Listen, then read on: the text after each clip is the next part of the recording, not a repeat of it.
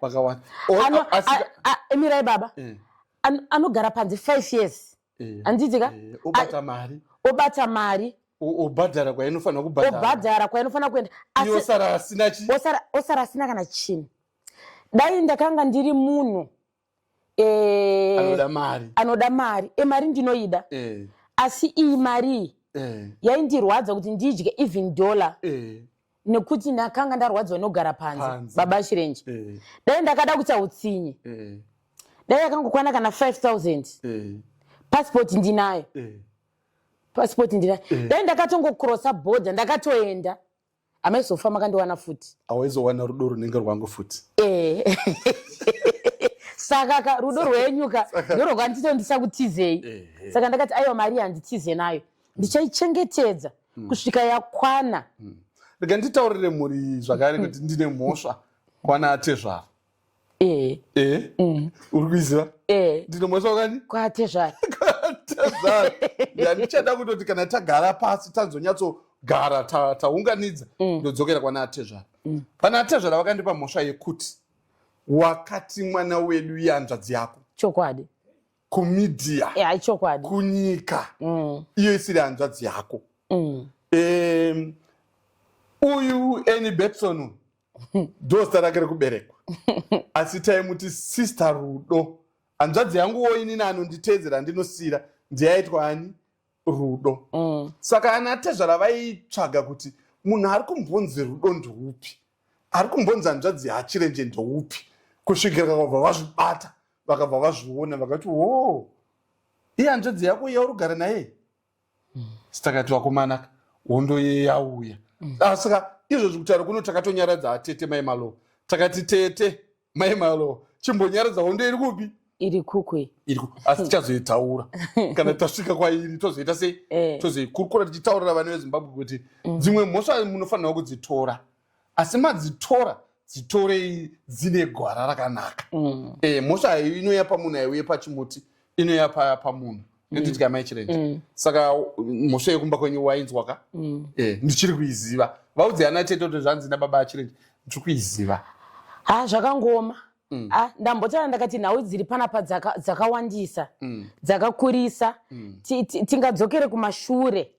asi handisi kuda kuti tidzokere kumashure baba. Nekuti zvinhu zvataiita izvi taizviita tiri murudo. Ndaizviitawo inini ndine kakukuvigai kakukuvanzai kuti musaatakwe neshumba. Handitika kuti musaatakwe nechi. Saka inini ndakanga ndiri soja renyu raitorwira kuti apa pafanire kusvika shumba. Saka kuti pasasvike shumba ndoita sei?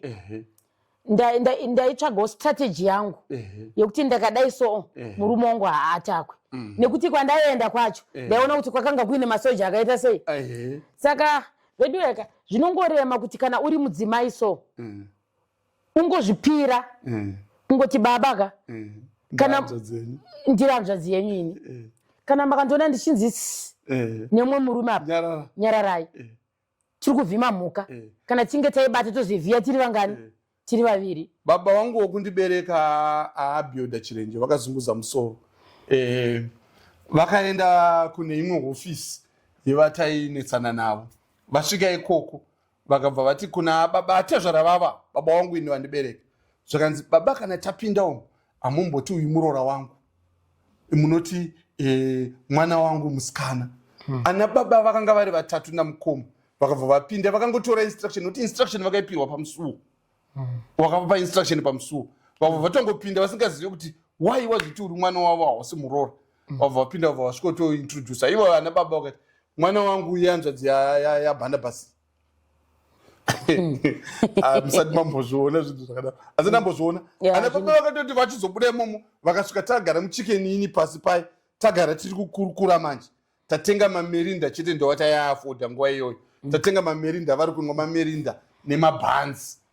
zvakanzi naiwe bhana ndakati baba zvakanzi madzimai ako araramba kuti tivati murora tichipinda varambira pamusuwo tabva tashaira kuti zviri kurevei ndakati aiwa ihanzvadzi yangu ngazviende zvakaita sei zvakadaro nyaya iyo unofanira kunyatsoibuda chaizvo chaizvo kuti vanongoziva kuti uri hanzvadzi yangu ini. Sisi amakapenga sisi. Makapenga. Munoona kuti chii patairwa hondo dzedu idzi izvi ndiri kutaura tiri murudo zvakanakisa zvisina kurwa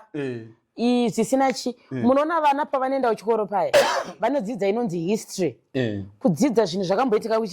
kumashure kuti varambe vaine dzokororo nazvo saka inini kana ndichitaura history ka handisi kureva kuti zvinhu izvozvo ndichiri ndakazvibatirira kana kuti ndichiinazvo asi inhau yekuti taivavaridza kuti toita sei todiniko munoona kuti vanhu vatainge tichirwa navo kai vaiti handitodi kuona munhu anonzi Barnabas Chirenji handitodi kuona munhu anonzi mudzimai wani wachirenji saka kuti titaure navo taiita sei maita hanzvadzi yangu iwo pakudaro wakadi kuita atete vangu kana kuti ambuya vangu panozoti kuti hanzvadzi yangu rudo chokwadi aiwa rudo mutema rudoka chandakadira kamusikana unonzi rudoka uyo rudo handifungi kuti ndivatete vangu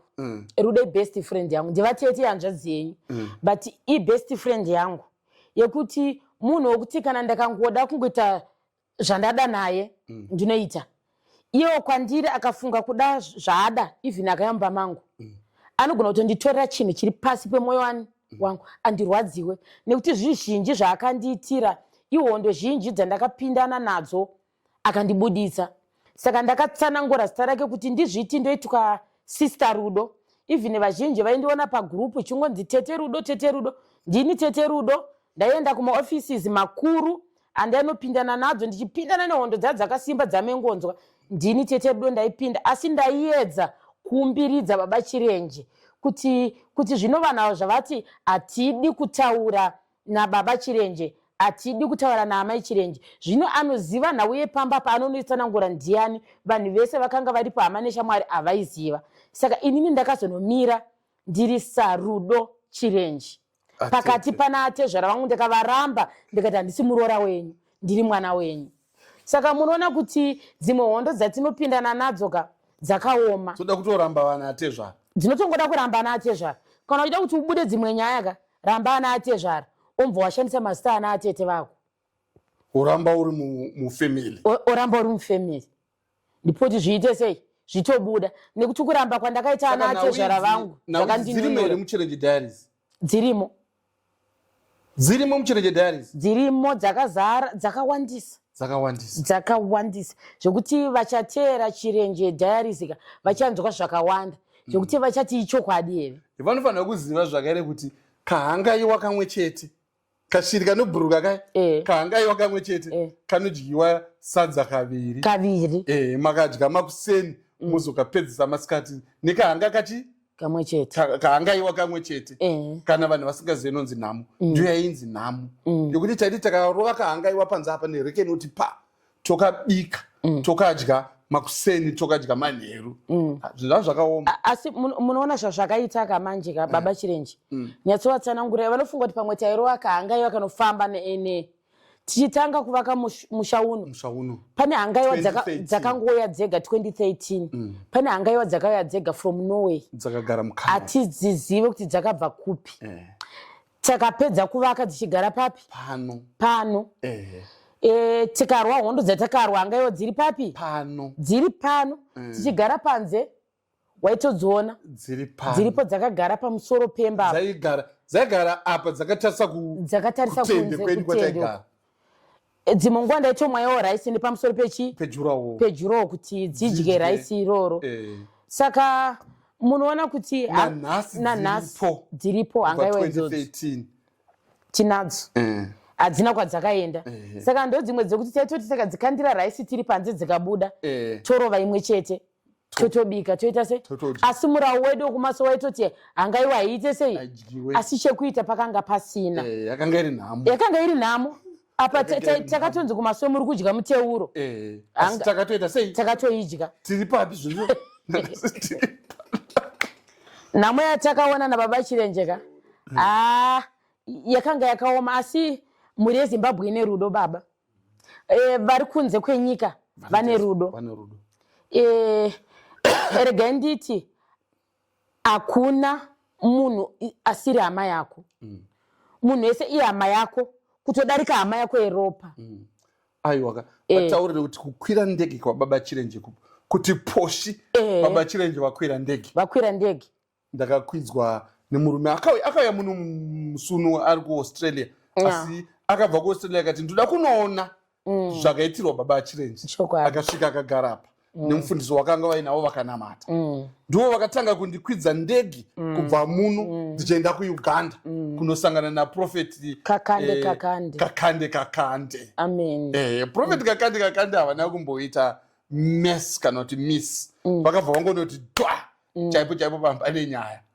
asi ndaikuti zvinhu zvamwari zvine nguva yazvo taapano tinoda kuramba tingovatenda vari kuuganda mhuri dzose dzakatichengeta kuuganda tine vakomana vakanga variko vaitidhiraivha kune vasikana vaitibikira sadza raipisa zvokuti kupisa chaizvo etidya mazita anuchaakanganamwa ndakuti vanhu vawanda nguva yati rebeu ndichigara mumusha wababa naamai vavo muuganda changa chiri chirungu yange iri english zvakaoma idzi nhau dzatiri kutaura kaidzika dzingaite sengano kana kuti dzingaite senyaya dzekufadza vanhu saka ndiri kuti vazhinji vakazonyatsotevera nhau idzi kaidzika vanotoona kuti nhau dziri kutaura ndedzechokwadi nhau yatinachiri pane nderudo yes irudo nekudzidza kubatana nevamwe nekudzidza kuitira umwe munhu chakanaka ndinovimba kuti bhaibheri rinoti anzi ida umwe wako semadiro aunozviita iwewe kana uchizvida 100% ingoda iye 150% usadzikisire umwe munhu pakurarama paupenyu nekuti mangwana munhu waunodzikisira iyeye ndiye anozokusimudzira zuva remangwana wasvika pakutambudzika nokuti munoona mai chirenje zvamurutarizvo zvakakosha vanhu ngavazive kuti kana isusu kwatakaberekwa nekwamakaberekwa tine hama dzine mari inosemesa isingataurike ndidika tine hama dzine zvigaro zvinosemesa zvisingaite sei zvakare zvisingataurike asi hatina mumwe chete akauya akamira nesu saka ndandoda kutokubata ipapo kuti baba chirenje imimi muri kuti kwatakaberekwa kuti tine vanhu vane mari inotyisa inosemesa asi takararama 5 years pasina kana akatipa mari yekuti ende munoita appeal kukoti hapana kana akambobudisa kana dhora rokuti tengai mavegetables kana dhora rekuti tengai mavegetables hakuna akaibudisa maripi waitobatsirwa nemutorwa asi hama iri papi iripo munoona kuti zvinhu izvo zvinondirwadza ndakanyanya kuzvidzamisaka saka zvakazondichitema achidzorerwa asi tatika paya maiti kuti hapana munhu anonzi mutorwa tati munhu wese sekoimba kwemaroma kuti munhu wese ihama yani ihama yako ndinozozvitaura baba chirenjeka kuburikidza ndinozosvika pakuenzanisa kuti mwana wamai vangu ari kundinyima soti yandiri kuona kuti anayo ndichipirwa nemunhu ari panext door ari kutei kundiisira mukapu asi mwana wamai vangu aine shop inotengesa soti asi ndiri kupiwa nenext door soti yemukapu saka ndinosvika pakuenzanisa kutika zvinonzi usadzikisire munhu munoona kuti panoitika chakaipaka vanhu vanokurasa kana kuti paunopindwa nedambudziko vanhu vanokuita sei ndakararama mutendi yanga ine tsvina tendi yaiti kwakanaya yaipinda mvura kwakapisa yaipisa kwakatonhora saka munoona kuti tende iyoyo yakanga ine tsvina ndakasvika pakupiwa marata naneighbor hazvireve kuti takanga tisina hama dzaikwanisa kutibatsirawo nekutitengera marata hazvireve kuti takanga tisina hama dzaikwanisa kutitengerawo tendi kana kebhini kungoti aiwaka vana vedu tiri kuziva chamakagaririra chioi kebhini muise papi asi vazhinji vaitoseka vazhinji vachiti zvakapera zvakaendwa vakangogara zvavo